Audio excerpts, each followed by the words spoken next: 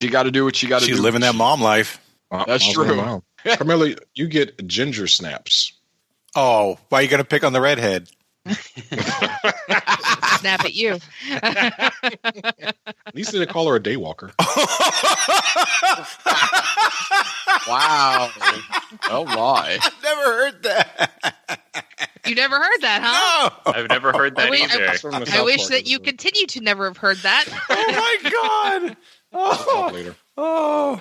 Holy crap, Chris. Don't paste a book in the chat. What are you doing? Oh, somebody put a screenshot of that. Oh, I feel like Shaq inside the NBA. Put that on a T-shirt. Holy crap. I'm just trying to help you out. Chris literally pasted in the chat something about 2 paragraphs long, and all we see are words on his screen. My screen became a block of words. I'm like, what is going on? None of that is even nautical related. Nope, it's a superhero thing. Yeah. Wow. So, Carmela, Ginger you snaps. still have ginger snaps. I'm going to say Nabisco. It is Nabisco. Great job. Good job. And rounding us out, Dieter, you have Coconut Dreams. And Caviar Wishes. I've learned that I don't know my cookies, so seeing as I have not heard of some of these before, I'm going to say Keebler. It is Keebler. Nice. Good one. And I still would rather have a Tim Tam. Okay, so Jonathan, according to Wikipedia, Nabisco says the name is a reference to a nautical term, ships ahoy. The words chips ahoy also features prominently in a story appearing in chapter 16 of The Uncommercial Traveler by Charles Dickens. And so, yes, they did get it as the nautical term, and for some reason ignored it through their whole advertising campaign. Yeah, that seems like a miss. When I was a kid, there were commercials where it was like an ocean of milk, and there'd be like little cookies and chips and stuff. There were okay. Yeah. Well, then good. I don't remember that. Good on you, Chips Ahoy. So that was the whole thing, Ben. Ahoy! Yeah, I was just going to say that I think I've eaten all of these brands of cookies except Coconut Dreams. Same. Yeah, I've never heard of that. Yeah, I've never heard of that. But I'm not a coconut guy, so. Me either. But I am the guy that was announcing. God, I tried to segue that. That didn't work well at all. That is the end of the Warm Up Chris. Leave that in, Joel. That is your Warm Up Chris question of the episode, and I'm an idiot. All right, so this is episode 310. This is on the main feed. I want to do a couple of quick notes for people. We've had a pretty big week here on at the Oaks Media Group. We just relaunched Things That Are Blank Season 2. So super excited about that. The first matchup is Brian Nash versus Addie Lewis, and so Nick has been recording feverishly. We have almost the whole season complete at this point. So we already know, Nick and I know what's going to happen all the way through the fall right now. And it's an amazing season. There are twists and turns. It is epic. And I encourage all of you to go try Things That Are Blank because it's going to be a wild ride this year. Yeah, you won't hear me till like September, and I recorded 2 weeks ago. I know, right? So that's awesome. Pete Alexa is on game number 3 of Foreplay this week. Very exciting. We might have a person going all the way here. Love that. And who knows? Well, I do. Yeah, you know. And then Blitz. I know. Blitz had its second ever Constellation Championship recently. What that means is Blitz is a game that never ends. It always builds towards the next layer. And when you have a champion of multiple seasons, so season 1, season 2, season 3 champions all played each other, and that gave us a Constellation champion for those 3. We just had the championship for season 4, 5, and 6. And so that was very recently published. So that is also a fantastic game. So I really encourage you to check out Trivial Warfare, Blitz, Foreplay, and Things That Are Blank. They are really kicking butt right now. And let's see. So this is on the main feed. Want to shout out everybody who supports the show. If you love this show and you want more of it, there is a lot more of it. We have over 200 episodes, including awesome bonuses, over on Patreon. You can check that out at trivialwarfarearmy.com. You can sign up at $5 a month and get access to hundreds of hours of Trivial Warfare main shows and bonuses. And I mean, we all lived those episodes, and there are some magnificent episodes that you'll get a chance to listen to from the past. So I want to encourage everybody to go to trivialwarfarearmy.com and sign up. And that's going to bring us to today's game. It is going to be Jonathan and Dieter versus Chris and Carmela. Ben is hosting, and it's time to play the game. Players. Oh, yeah. Y'all know what time it is. This is Mr. Literature himself, cordially inviting you to the game. This is 6 rounds of trivia goodness. 3 questions per round. Every right answer gets you 10 points. In the middle, we'll take a pause for the cause and ask a midpoint question worth up to 20 juicy points. After round 6, you can wager any or all those points you've been building up and take a shot at the final round. It's a series of theme-based questions we call the Gauntlet. It's just that easy, baby. But this game ain't gonna play itself, players. Let's get it on. We should have Motorhead come on and play Triple H's theme music while doing my intro. That would be amazing. I think that's a really great idea. Isn't Triple H's theme music just a Motorhead song? Yes. Well, So they would play their own song.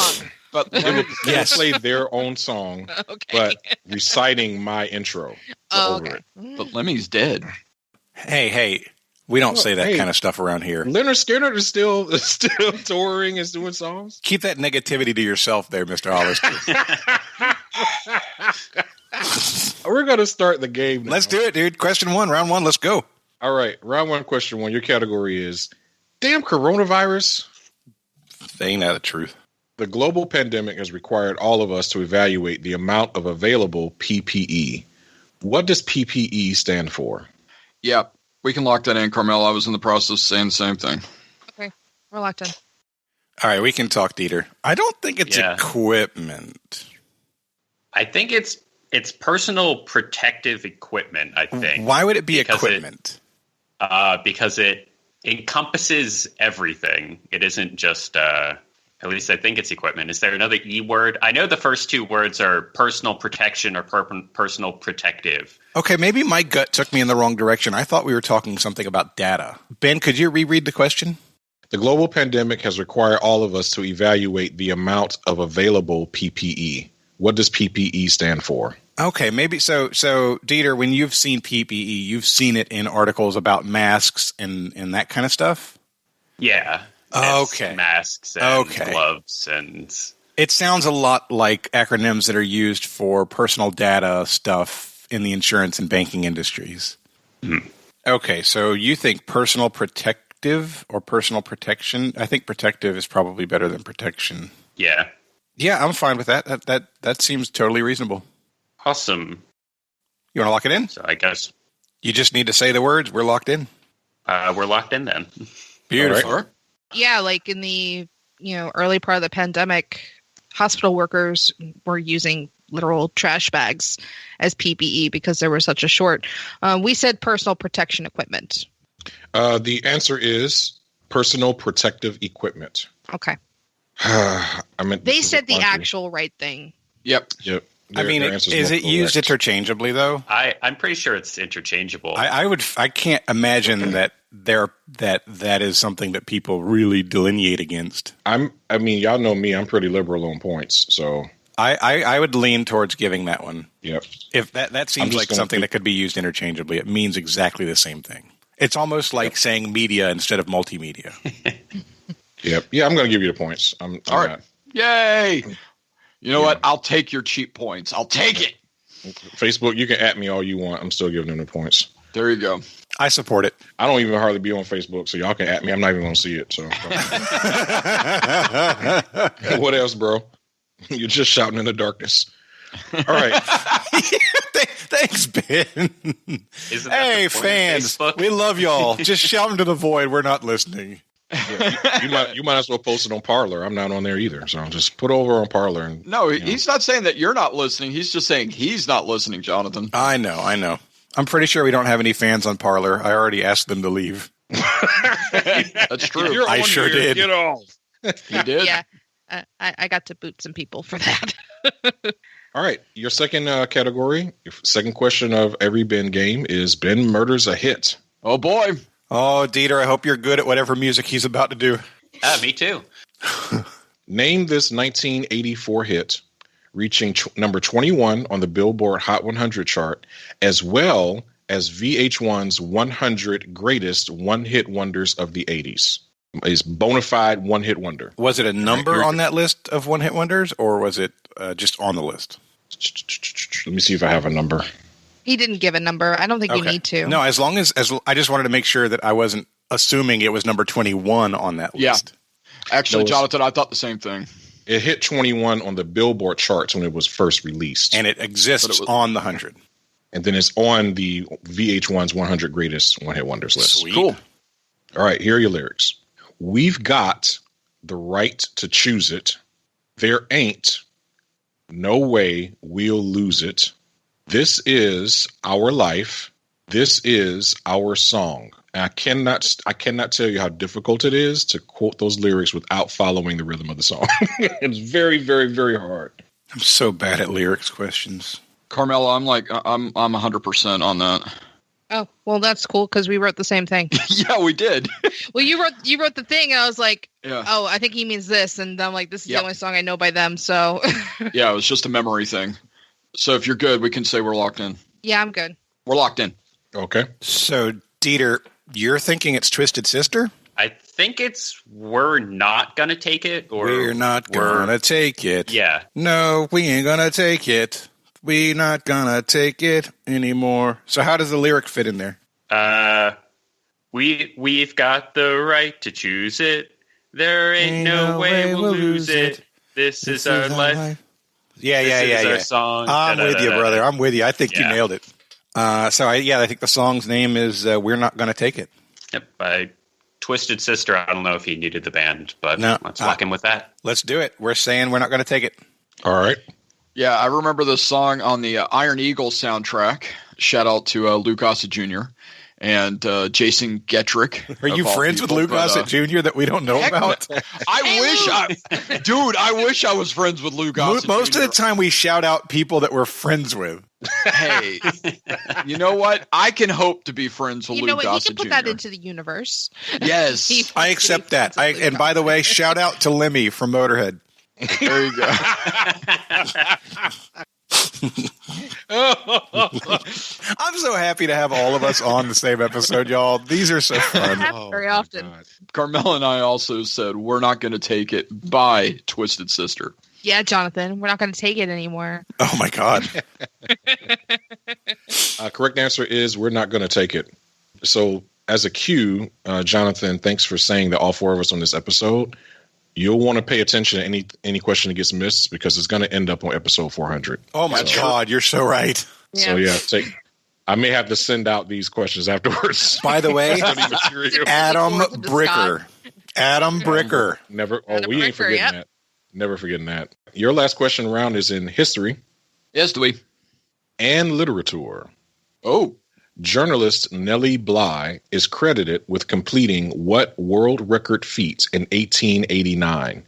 She was inspired by an 1873 fictional work. okay. Carmel and I are locked in. Okay, so All right. as soon as you said Nellie Bly and feet, I was like, okay, this is about going around the world. And then you gave the book clue. And so Around the World in 80 Days, Dieter pulled that really fast. So Dieter, I'm leaning towards saying it was a record trip around the world. And if he needs more information about like how she did it, then we could give more information. But I think that should be enough. Yeah. Circumnavigation of the world seems correct. Yep. All right. So that's our answer, Ben. Okay. So y'all had about the same conversation Carmel and I had. Yeah, I was like, do we have to, like, are we going to need to say how she went around the world in 80 days? But if so, then I guess we'll just tell them later. But Chris would like to thank Aaron Sorkin and the West Wing for this answer. Oh my God! Shout out to Aaron Sorkin. Shout out to my West Wing buddies out there. You know who you are, because the President Bartlett and Mrs. Bartlett, Dr. Bartlett, had a very long conversation about this. So I remember it clearly from that. But we said around the world in 80 days. Greg,